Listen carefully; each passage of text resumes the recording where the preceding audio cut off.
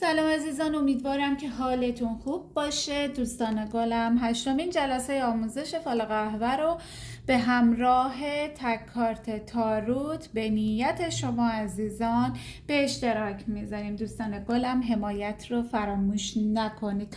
خب بچه ها ببینید، به مرحله رسیدیم که فقط باید تفسیر اشکال فال قهوه رو بدونید. حالا هر جلسه من تعدادی از اشکال رو برای شما عزیزان تفسیر میکنم.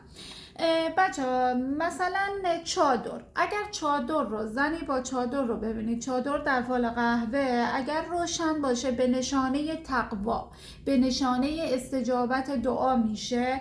اگر هم که تیره باشه فردی ریاکار، فردی مکار و خوب نیست. به هر حال دیگه چنین شخصی رو داره به شما نشون میده که در مسیر زندگیتون قرار داره. حالا باید فاصله بگیرید، محتاط باشید یا هر چیز دیگه. اگرم چادر مسافرتی باشه، چادر مسافرتی یعنی سفر. حالا با بعضی اشکال تفسیر خوب فرق میکنه. اگر چادر مسافرتی با ماهی باشه میشه سفر خوب. اگر چادر با اردک باشه سفر تجاری، چون اردک به معنای تجارت سرمایه گذاریه. اگر چادر با خشت باشه یعنی سفر داخلی. اگر چادر با پرنده باشه خبر سفر داره بهتون میرسه.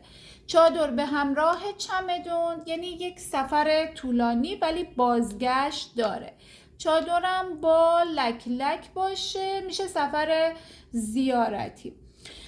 حالا دسته گل، بچه ها دسته گل به نشانه خواستگاریه، گاهی اوقات به نشانه عذرخواهی هم میتونه باشه. حلقه هم باز به نشانه نامزدیه.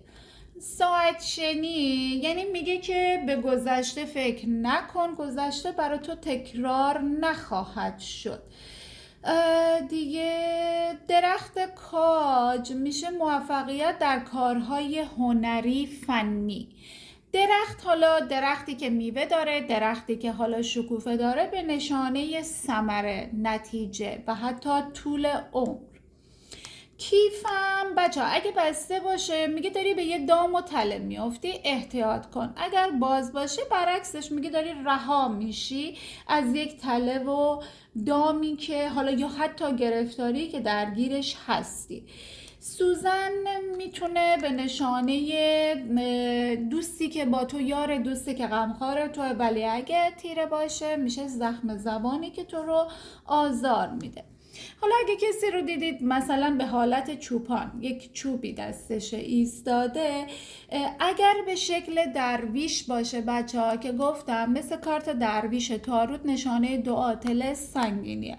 اما اگه مثل یک چوپان به چشم شما بیاد بچه ها، دید شما خیلی مهمه که شما در نگاه اول چه برداشتی از اون تصویر داشته باشید. اگر به دید چوپان ببینید، حمایتگر، مراقب، کسی که مراقب شماست.